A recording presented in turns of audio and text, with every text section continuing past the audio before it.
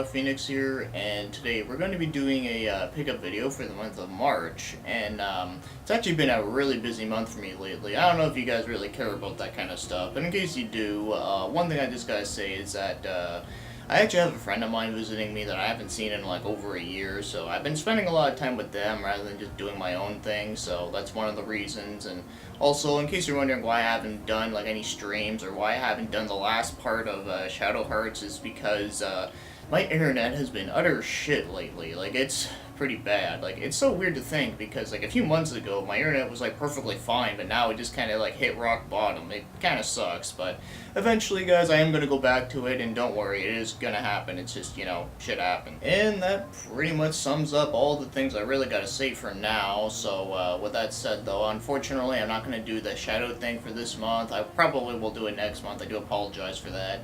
So anyways, now let's start talking about the games. So the first set of games we have here are some Master System games. Surprisingly enough, I still found a little bit more, and this one right here is Quartet, which is a cover with, some bald dude, some chick shooting at some rainbow thing, whatever. Pretty plain cover as to be expected, but this is actually a run and gun shooter set in space where, you collect power-ups, you shoot at a bunch of stuff, you can use like a jetpack and all that kind of good stuff. It's actually a pretty decent game, but I do find that the jumping mechanics in this game are a little bit weird to get used to, though. But once you do, though, it is a pretty enjoyable one. Also, it's 2 players, which is very nice. So yeah, I do think this is actually a pretty good Master System game that I don't hear too many people talk about, and also the music in this game is actually pretty good too. So the next Master System game, which is also the last one, is surprisingly enough actually has a pretty cool looking cover, which is surprising. So this one right here is Zillion 2, the Triformation.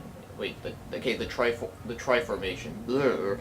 Yeah, anyways, the cover of this one actually I think looks pretty cool. It kind of looks like something out of the movie Akira, which is, always a good thing. So, yeah, with that said, though, this game's actually pretty neat, but it is a really fucking hard game because at first it's at a motorcycle stage where it's all side-scrolling, and it's really fucking hard. Not as hard as, like, the Turbo Tunnel, but still really, like, difficult. But then once you get past that, the game kind of turns into, like, a game kind of sort of like Rolling Thunder.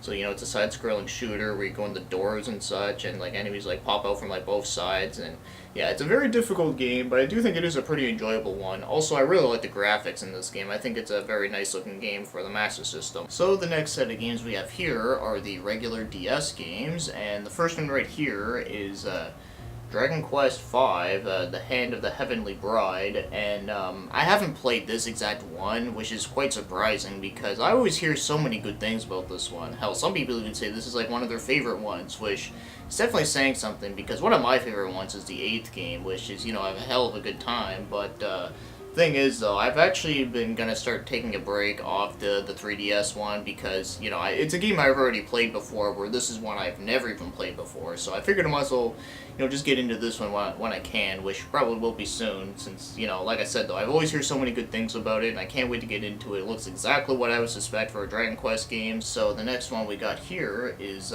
Hotel Dusk, Room 215. Now, I have yet to play this one, though, but from what I hear, this is actually a pretty interesting point-and-click / visual novel game that has a film noir style, which is pretty cool, and I really like that, but, yeah, I haven't played it, so I can't say a whole lot about it there, but from what I do know is that there was a sequel to this game, but it was only released in Europe, and I think it was called, like, Hidden Window or Secret Window or something like that. It has something to do with a window in the title. But, yeah, so it is only in Europe, though, but thankfully the DS is Region 3, thank God. So, it seems like I've been, kind of wanting to get into a bit more, like, visual novel / point-and-click sort of games, because, like, ever since I played games like Danganronpa and Root Letter, it's just one of those things I've been kind of getting into a little bit more. But, of course, they're not something I can play all the time, but, it is something I'm kind of slowly getting into. Lux Payne, yeah, no, not Max Payne, Lux Payne. Yeah, whatever. Anyways, I haven't played this one either yet. In fact, it's also another, like, point-and-click / visual novel style game. So, if that's your thing, then, you might want to be looking into this one there. Because, honestly, I don't know a hell of a lot of things about it. All I do know is that has to do with, like, the main guy's, like, a detective, and, he has, like, some weird power where you can tell when people are lying and such, and there's also some virus going around infecting people, and, like, what the virus does is that it makes them do, like, horrible crimes. It's something weird like that, so I don't know, I can't say a whole lot other than that there, so I do apologize, but it does seem like a pretty interesting one that I will definitely look into eventually. And the last DS game that we got here is actually a part of one of my favorite series, and that happens to be Shin Megami Tensei Devil Survivor, and this is the first one. There's a second one, which I also did see a copy of it, but I didn't get it because I figured I'd get the first one first. But yeah, this one actually plays like a tactical RPG, and I haven't actually played this one yet, but that's just what it looks like, which, you know, is pretty cool. In fact, that's something they don't really have that much in the series, although they did in Japan, where they had a series called Majin Tensei, which is all about tactical RPGs and such, which is cool, but sadly though, you know, only in Japan, and I've never actually found a fan translation of any of them, which really sucks, but oh well, at least we did get this one though, and this one does seem like a cool one. So the next two games we got here on the Xbox 360, and these two games were actually given to me by a good friend of mine, the one that's visiting, although of course it was done through an exchange, which, you know, is always awesome, so, you know, I am very thankful for that. But yeah, so these two games right here are Magna Carta 2, and I only played the very beginning of this game because my friend wanted me just to play it just to see what I think of it, and so far it seems like a pretty good game. I kind of like the battle system in it, although it is kind of hard for me to explain it all in here without taking too much time, but it's like sorta action, but sorta isn't. It's just one of those kind of weird things, and the graphics are pretty cool looking, at least for the art direction anyways. Like, I like the art style in it. I think a lot of the characters are pretty, like, well detailed and shit. And oddly enough, I actually do own a copy of the first Magna Carta, but I have yet to play that one, so I'm probably gonna play, like, through that one first before I continue on playing with this one, although I maybe might do this one first, who knows, because I hear that both games are not, like, super connected, really, so I guess it doesn't really matter which one you play first, you know, which is always nice. And the last game in this 360 exchange that I got is one that has been a huge favorite of mine for a while, and it still is, and that happens to be Tales of Aspira, which, you know, is another part of one of my favorite series, and this one is a really fucking good entry. I freaking love this game. There's, like, a whole lot of good stuff about it. Like, I really like the story in it. I like all the characters, especially the main character, Yuri, which, by the way, why does it seem like every single RPG that has a main character named Yuri in it, he just happens to be a badass who also says some, like, really funny shit? Yeah, because he actually does remind me a lot of Yuri from Shadow Hearts, which is amusing, I guess. But, yeah, either way, you can't go wrong with that. You know, music's really good. In fact, I find that a lot of the songs in this game kind of sounds like a song from, like, PS1 RPGs, which is quite interesting. I don't know, it just kind of has that feel to it, which is nice. And if you like the Tales of series, or just any of them, I think this one is definitely a must-play. So, next up, we're going to be talking about some PS4 games, and the first one we got here is, Borderlands: The Handsome Collection, and this is basically a collection that comes with the pre-sequel and Borderlands 2, and I actually have played Borderlands 1 and 2, like, at friends' places, and they are actually pretty fun first-person shooters with some late RPG elements, which is always awesome, but yeah, so I never actually owned any of them, but I've always played them, and, you know, I figured it'd be a good time to get this, since it finally, like, lowered down in price by quite a lot, brand new, too, so yeah, as you can tell, I haven't opened this yet, and the reason why is that for multiple reasons. One, my internet right now is kind of shit, and I've been wanting to play this game with another friend of mine. And secondly, I've been always running out of space on my PS4, and this game takes up at least like 30 gigs, which kind of sucks, so yeah, so eventually over in time though, I would like to play this game with some more friends, so, you know, if anyone out there, like, also owns this game, feel free to hit me up whenever, as long as it's, like, a good time, but either way though, like, eventually though, I would like to play this game with more people, and I think it would be a hell of a good time. And as for the next one we got here is, God Eater 2 Rage Burst, and I have not played this one yet, but I have played pretty much a good portion of the first game. In fact, I actually almost finished it.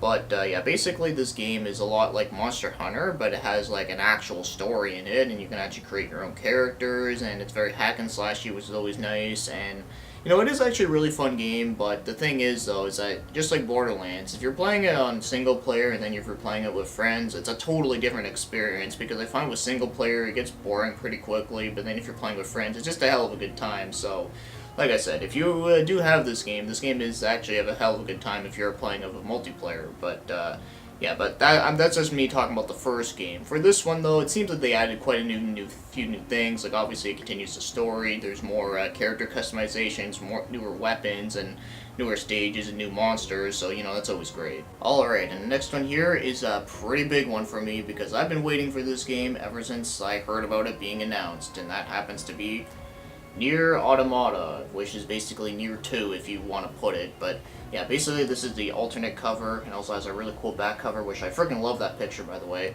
So, yeah, this game does not disappoint whatsoever. I think this game just kicks ass at so many levels. It's quite possibly one of my favorite games to come out this year so far, among, like, many other ones that I've been playing this year. But, yeah, anyway, so this game, like, you can play it without playing the first one, but it is, like, nice to play the first one first, since there are, like, many references and side quests that do relate to the first game. And also, like, it still has, like, the amazing music, has some, like, really, like, weird, crazy-ass story, which I really like. In fact, I'm actually, like, working on the third ending, which is, by the way, getting, like, even more batshit and crazy as it goes on.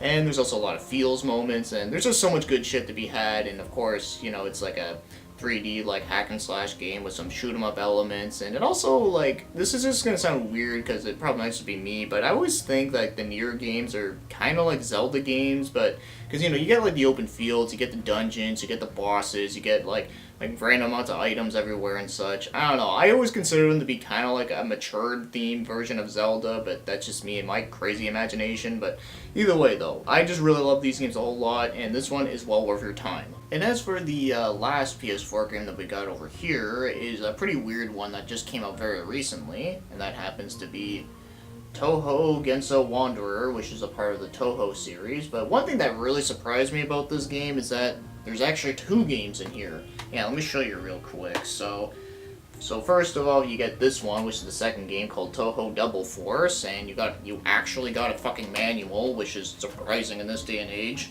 So yeah, basically you got 2 discs on both sides, which is just really weird.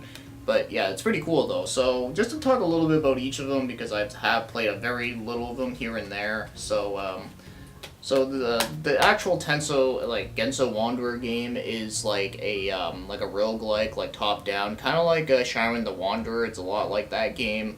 So meaning that the game is really fucking hard, but it's actually pretty fun if you do like roguelikes, and I do enjoy them every now and then. So yeah, so if you do like that style of game and you don't mind like cutesy looking art style, then you know what, this game's actually pretty good for that. But as for Double Force, that one is actually more like a Metroidvania game, which is actually pretty fucking cool. I might have to stream that one of these days, because it seems like a pretty good streaming kind of game, so I don't know, I'll do that whenever my internet's actually not being a shit dick, so yeah, anyways though, yeah, it's a really weird game, but I really do like this. Alright, as for the last game in here in total, and this one's actually a Wii U game, and it should be pretty obvious to know what it is, and that happens to be Breath of the Wild. And yes, I got this version because I'm not going to pay $400 for a Switch just yet, but I do plan on getting one eventually, but probably either like this winter or maybe even like next year. Who knows, it all depends how things go, but I can already say I am pretty happy with this version as it is, and I'm really happy to be playing it. So I have been taking a little bit of a break off it for now, though, but I can already say that this is just a really good entry into the Zelda games. In fact, I'd probably say out of all of them right now, I'd say maybe this might be like my 3rd or my 4th favorite Zelda game in total. I mean, of course, this opinion of mine could change over time, but as of right now, I'd say it's either like between my 3rd favorite or my 4th favorite, because there's just so much good things about this game.